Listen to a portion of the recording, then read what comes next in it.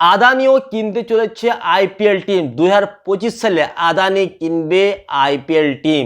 এতদিন পর্যন্ত মুকেশ আম্বানিরা মুম্বাই ইন্ডিয়ান্সের ওনার ছিল, এবার আদানিও নেমে পড়ল মাঠে, তারাও কিনতে চলেছে এই নতুন আইপিএল টিম। কোন দল কিনবে এই আদানিরা? বন্ধুরা, আপনাদের জানিয়ে রাখি, গুজরাট টাইটান্সের মালিকানা রয়েছে সিবিসি ক্যাপিটালের কাছে।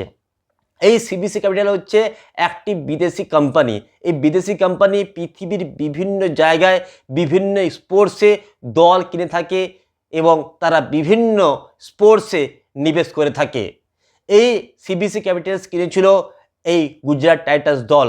এই গুজরাট টাইটান্স দলের যে বেশিরভাগ শেয়ার এবার এই সিবিসি ক্যাপিটাল ছেড়ে দিতে চায় এবং সেই শেয়ার কিনবে আদানি, এবং আদানি এবার থেকে গুজরাট টাইটান্সের নতুন মালিক হতে চলেছে।